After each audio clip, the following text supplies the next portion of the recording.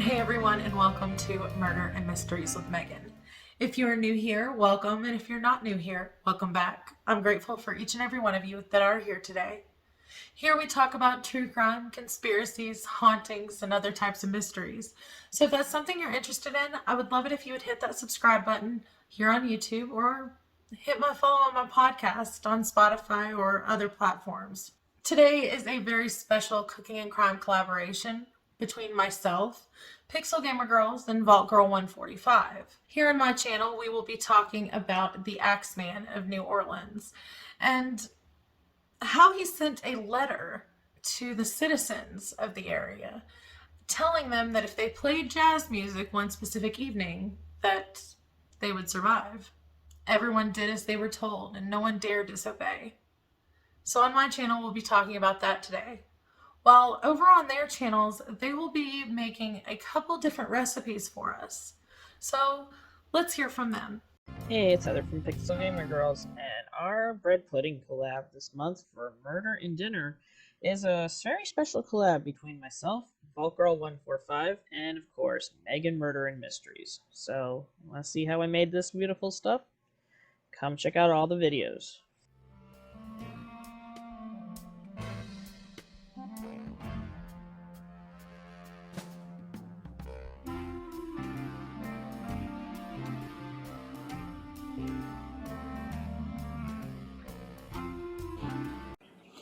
Hello and welcome to my kitchen. My name is Volcro and I'd like to say a big thank you to Megan and Heather for inviting me along on this collaboration.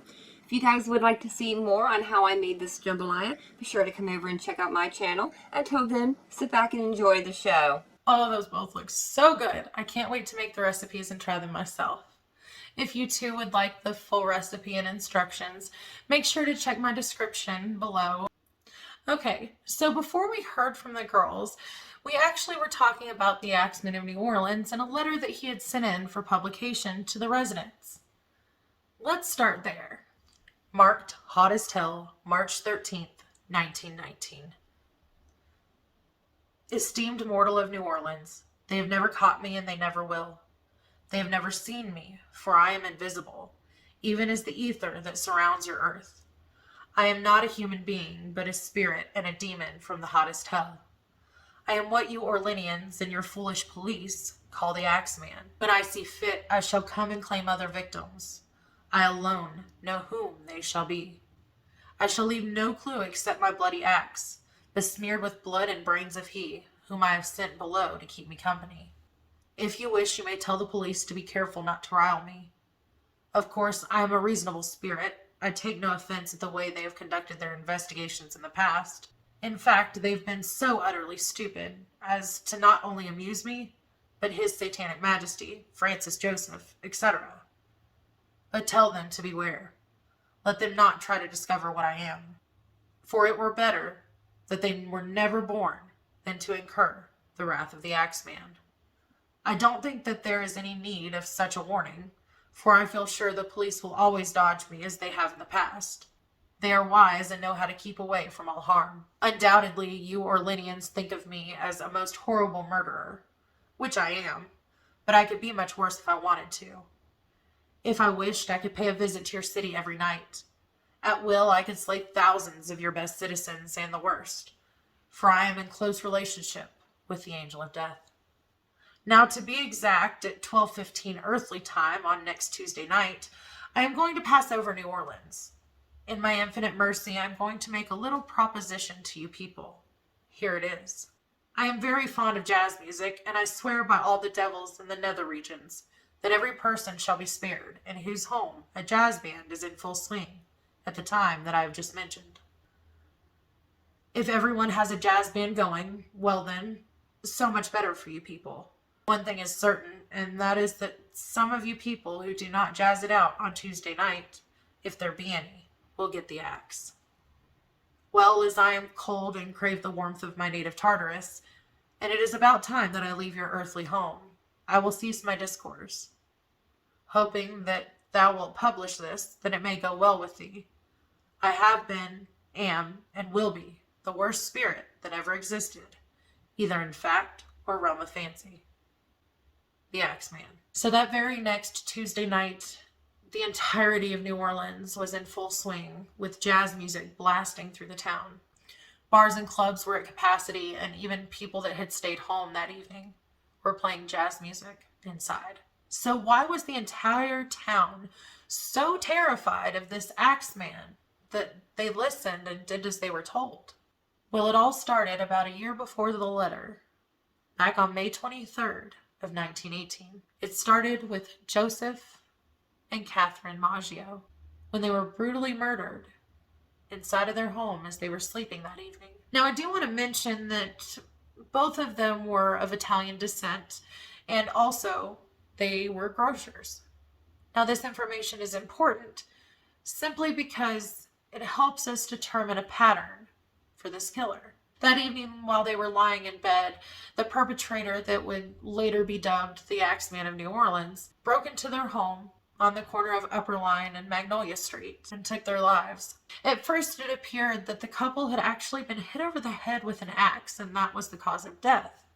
However, upon further investigation, they found that the cause of death was actually a razor knife, a straight blade, that had been used to cut their throats. After the attack actually happened, Joseph Maggio's brothers, Andrew and Jake, actually appeared at the scene. When they got there, Joseph was still barely clinging on to life. However, their sister-in-law, Catherine, had already lost her fight. Unfortunately, even though Joseph was still alive when his brothers arrived, it was only moments later before he too lost his battle and passed away. There were a few really strange things that stood out to police during their investigation. Well, number one, there was nothing that was missing from the home. Then why were they killed with a razor knife and then an axe taken to them afterwards? Was someone trying to hide the true murder weapon?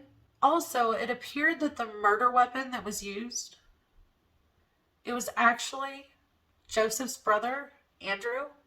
It was his razor knife. It was found on the neighbor's lawn. Another thing, nothing was taken. It wasn't a robbery. So the person that took their lives, that was their sole purpose in entering the Maggio's home that evening. Of course, the fact that the razor belonged to Andrew, police started looking immediately at him as the primary suspect. But without any real evidence or proof to go on, Andrew was released. See, Andrew's story went like this. He had gone out earlier that evening. He had just found out that he was joining the Navy and would be shipped out. And so he had gone out drinking with some of his friends that night to celebrate. When he came back home, he had heard the groanings of his brother and his sister-in-law next door. When he arrived on the scene, he said that he found them just as they were. He stated that he hadn't called the police for a couple of hours because he must have passed out. And that's all he really remembers from that night. Without anywhere else to really go or more evidence, things kind of came to a standstill a little bit on the case. Then the next attack would happen on the early morning hours of June 27th of 1918, a little over a month after the attack and murder of Joseph and Catherine. This time it was to another immigrant Italian grocer and his mistress. The grocer's name was Louis Bessemer and his mistress was Harriet Lowe. Now, not everyone knew that it was his mistress to begin with. In fact, he even made claims that it was his wife. But let's not get ahead of ourselves. This time the attack took place on Dorgenois and La Harpe Street. They were asleep in the back of the grocery store in what had become Lewis's living quarters. It wasn't until the next morning that John Zonka had actually arrived. He was the bakery delivery driver. He delivered every day to the grocery store. He thought it was strange the Bessemer didn't have the lights on, didn't have the doors open, and wasn't there to meet him when he came for his delivery, much like he was every other morning. Growing concerned, he decided to go inside and check on Louis Bessemer. That's when he found both Louis and Harriet lying in a pool of their own blood around 7 a.m. that morning. It turns out that Louis had been struck above the right temple, and Harriet had suffered one to the left. Amazingly, the two of them actually survived the attack. But there were some strange things with this one too. The murder weapon was Louis Bessemer's own axe. It was left at the scene of the crime in the bathroom. But Bessemer, he'd been attacked too. He told the police that he had been asleep when he was attacked.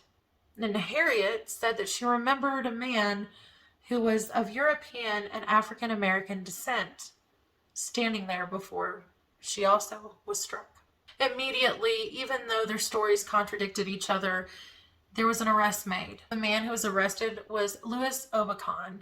He was an African American male who had actually worked for Louis Bessemer in the grocery store only a couple weeks before the attack happened. But of course, there was no evidence to link him to the crime other than the fact that he had worked for Bessemer at one point in time. So without any real evidence or proof, he was released. When Louis actually couldn't be to blame, media and everyone was looking for someone to blame. After all, this was the second set of attacks that had happened, and no one was to take the blame yet. Well, they came up with a story that Louis Bessemer was a German spy. Why did they think this?